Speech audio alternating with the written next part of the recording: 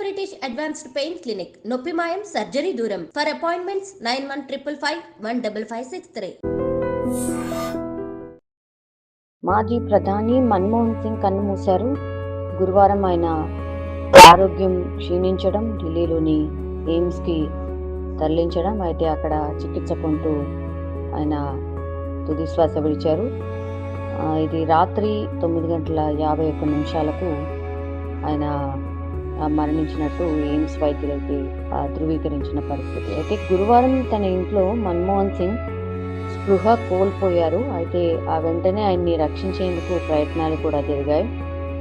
8:06 ప్రాంతాల్లో ఆయన్ను ఎయిమ్స్లోని అత్యవసర సేవల విభాగానికి అయితే తీసుకొచ్చారు.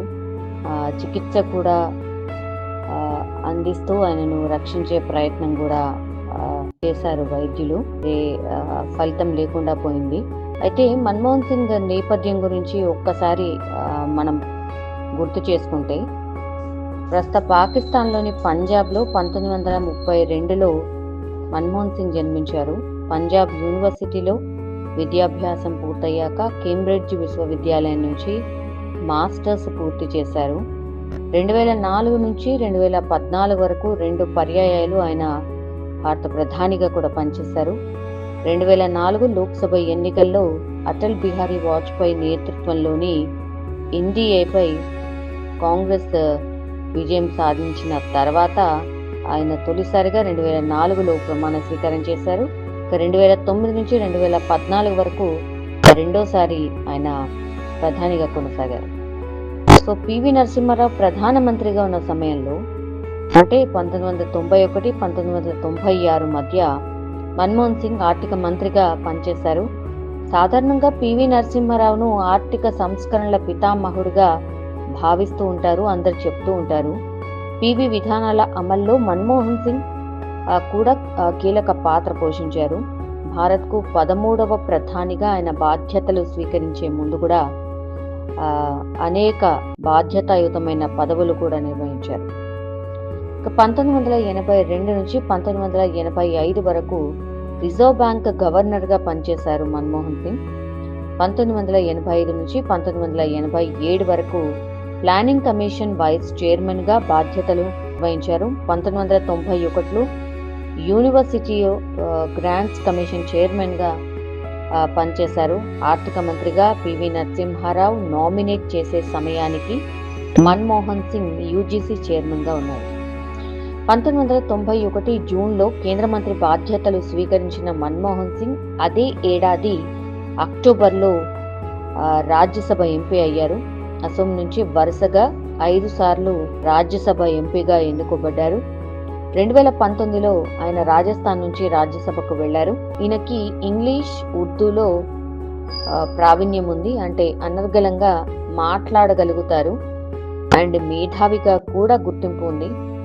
1991 సంవత్సరంలో తొలి బడ్జెట్ ప్రసంగంలో మన్మోహన్ సింగ్ చేసిన వ్యాఖ్యలు కూడా బాగా ప్రాచుర్యం పొందాయి. ఎందుకంటే సమయం వచ్చినప్పుడు ఏ శక్తి ఆపలేదు, ప్రపంచంలో భారత్ కీలక ఆర్థిక శక్తిగా అవతరించడం అన్నది అలాంటి ఆలోచనే అని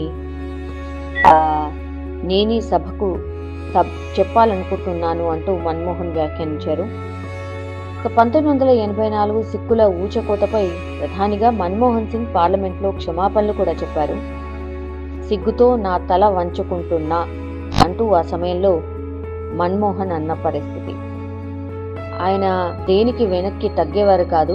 రాజకీయ జీవితంలో అత్యంత క్లిష్టమైన సందర్భాల్లో కూడా భారత్ అమెరికా అణు ఒప్పందం సమయం ఒకటి. ఈ ఒప్పందం భారత ఆర్థిక వ్యవస్థకు దీర్ఘకాలిక ప్రోత్సాహాన్ని ఇస్తుందని మన్మోహన్ కూడా నమ్మిన పరిస్థితి. సో అవసరమైతే ప్రధాని పదవికి రాజీనామా చేసేందుకు కూడా ఆయన సిద్ధపడేవారు. రాజీనామా చేయకుండా మన్మోహన్ ఒప్పించాల్సిందిగా సోనియా అహ్లూవాలియాని కూడా కోరారట. సో మన్మోహన్ సింగ్ మృతిపై ప్రధాని నరేంద్ర మోడీ సంతాపం వ్యక్తం చేశారు. గుజరాత్ సీఎంగా మన్మోహన్ సింగ్ భారత ప్రధానిగా ఉన్న సమయంలో ఆయనతో తనకు అనుబంధం ఉందని ఆయన గుర్తు చేసుకున్నారు. మరోవైపు ఆంధ్రప్రదేశ్ ముఖ్యమంత్రి నారా చంద్రబాబు నాయుడు మన్మోహన్ సింగ్ మృతి పట్ల సంతాపం తెలియజేశారు. మాజీ ప్రధాని మన్మోహన్ సింగ్ మృతి తీవ్ర వేదన కలిగించిందని చెప్పారు. 1991లో ఆర్థిక మంత్రిగా సంస్కరణలు ప్రారంభించినప్పటి నుంచి ప్రధాని మంత్రి దాకా దేశానికి ఆయన నిరుపమాన సేవలు అందించారని చంద్రబాబు గుర్తు చేసుకున్నారు. కాంగ్రెస్ అగ్రనేత రాహుల్ గాంధీ మన్మోహన్ సింగ్ కు నివాళులర్పించారు. తన అద్భుతమైన మేధ, సమగ్ర దృక్పథంతో దేశాన్ని నడిపించారని, ఆర్థిక అంశాలపై ఆయన అవగాహన దేశానికి స్ఫూర్తిదాయకంగా నిలిచింది అంటూ ఆయన కామెంట్ చేశారు. మన్మోహన్ సింగ్ కుటుంబానికి రాహుల్ గాంధీ ప్రగాఢ సానుభూతిని కూడా తెలియజేశారు. మన్మోహన్ సింగ్ మృతిపై తెలంగాణ సీఎం రేవంత్ రెడ్డి సంతాపం వ్యక్తం చేశారు. ఆర్థికవేత్త, సంస్కరణవాది, నిర్ణయాలు తీసుకోవడంలో మానవత్వమే అంతిమంగా భావించే మన్మోహన్ ఇక లేరని రేవంత్ రెడ్డి ట్వీట్ చేశారు. ఆధునిక భారత్ రూపకర్తల్లో మన్మోహన్ ఒకరని ప్రశంసించారు.